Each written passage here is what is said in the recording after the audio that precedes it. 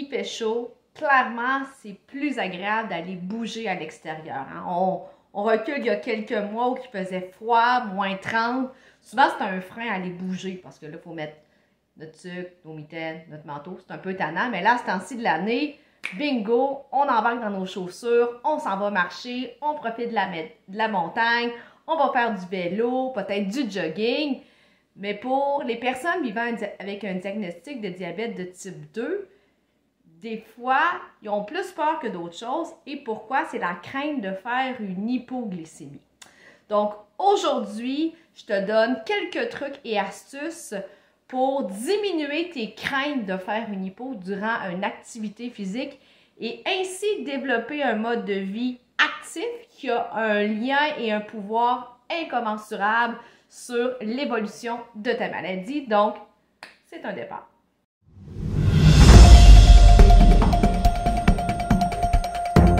Mon nom, c'est Véronique Plante, je suis nutritionniste diététiste spécialisée en prévention et en traitement du diabète de type 2. Moi, ma mission, c'est de te donner le pouvoir, les outils, les trucs nécessaires pour que tu réalises à quel point tu peux contrôler ton taux de sucre et ta maladie qui est le diabète beaucoup plus que tu penses. Beaucoup trop de mes clients pensent que les médicaments vont tout gérer ou que le diabète est une fatalité. Ce n'est absolument pas vrai. Pour te donner un petit indice, parce qu'aujourd'hui, on parle d'activité physique, l'activité physique à lui seul va normaliser ton taux de sucre, ta glycémie pendant 24 à 48 heures. Il n'y a aucun médicament actuellement en diabète, il n'y a aucune insuline actuellement en diabète qui a autant de pouvoir sur la glycémie, donc la preuve que tu as le pouvoir. Maintenant, je suis bien consciente que lorsqu'on bouge et on vit avec le diabète, on peut avoir peur d'être en hypo. C'est quoi une hypoglycémie en passant? C'est quand ton taux de sucre descend trop bas. Donc, il manque du fuel dans ton carburant, dans ta machine. Donc, si tu prends ta glycémie va être en bas de 4 millimoles par litre.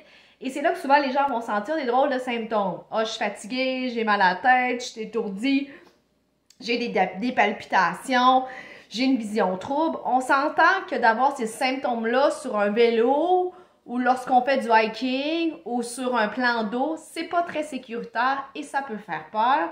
Donc, je te partage quelques trucs pour vivre en harmonie avec la maladie et l'activité physique. Première chose qu'il faut savoir, c'est de te poser la question, quel genre de médicaments tu prends pour gérer ton taux de sucre? Les nouvelles molécules en diabète occasionnent très peu comme effet secondaire l'hypoglycémie. Donc, si tu prends exemple de l'Invokana, si tu prends du Jardiance, si tu prends du Sadexa, de l'Ozempic, c'est toutes des molécules qu'on utilise maintenant quand même régulièrement en diabète et qui ne causent pas d'hypo. Donc ça, c'est la bonne nouvelle, ça te protège. À l'inverse, si tu utilises des molécules comme, exemple, le Diamicron, le Diabeta ou l'insuline, là, c'est des molécules qui sont reconnues pour créer un petit peu plus d'hypoglycémie. Donc, tu es peut-être plus à risque, mais peu importe la molécule que tu utilises ou les molécules que tu utilises pour gérer ton taux de sucre, je t'invite à continuer la vidéo parce que les autres conseils s'appliquent à peu importe ta situation. Deuxième chose qu'il faut savoir, c'est réfléchir quel genre d'activité physique que je vais faire.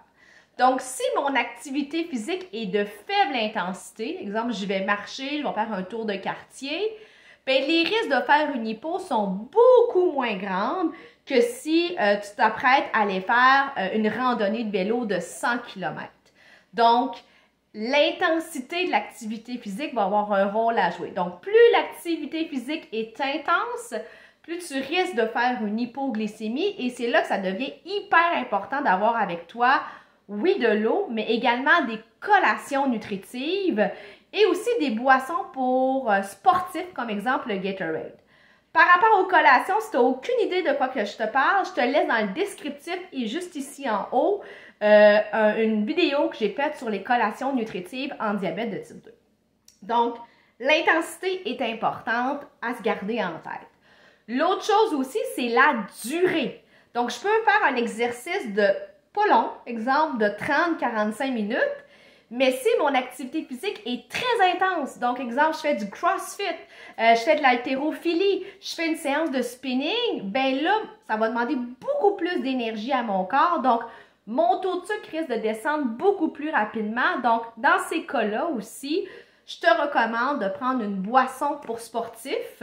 Oui, qui va contenir un peu de sucre, c'est normal, mais c'est pour maintenir justement ton niveau de sucre et éviter d'être en hypo, puis éviter d'arrêter ta séance de spinning ou de CrossFit. Donc, on a parlé de la médication, on a parlé de la durée de ton activité physique, on a parlé de l'intensité. L'autre chose, c'est est-ce que c'est nouveau dans ta vie l'activité physique? Si tu es une personne sédentaire et du jour au lendemain, tu commences à bouger de façon régulière, ça se peut que ton corps réagisse plus fort et t'occasionne un petit peu de symptômes hypoglycémiques. Donc là, qu'est-ce qui est important? C'est de surveiller ta glycémie de plus près. Donc, on va recommander aux gens à ce moment-là de traîner avec soi le glucomètre, qui est la machine qui valide ton taux de sucre, puis de le valider si tu te sens pas bien durant l'activité physique. Et si, par malheur, durant l'activité physique, tu as une hypo, donc ton chiffre est en bas de 4 millimoles par litre, faut traiter cette hypoglycémie-là. Encore une fois, je t'invite à aller voir ma vidéo qui traite de ce sujet-là pour t'outiller davantage et te sécuriser. Et le dernier conseil, et non le moindre, je ne recommande pas aux personnes diabétiques de type 2 de bouger dans un état de jeûne parce que des repas trop espacés ou le jeûne est un accélérateur ou un élément déclencheur de l'hypoglycémie. Donc, on est mieux de manger un petit quelque chose avant d'aller faire l'activité physique. À la limite, peut-être de prendre un repas plus léger, mais d'avoir quelque chose que d'y aller le ventre vide. Encore là, d'une personne à l'autre, ça influence beaucoup. Donc, si tu as besoin d'outils, de trucs, je t'invite à aller rencontrer peut-être une nutritionniste en individuel pour t'outiller davantage à ce niveau-là. Donc, on voit que, mis à part la médication, qui peut parfois donner des effets secondaires comme l'hypoglycémie, bien, toutes les autres astuces, tu as un pouvoir là-dessus pour faire de l'activité physique dans le plaisir, dans le fun et dans un contexte de santé et de sécurité. Donc, j'espère que cette vidéo-là, tu l'as appréciée. Aime, partage, commente, fais-en la promotion et surtout, abonne-toi à ma chaîne YouTube si ce n'est pas déjà fait.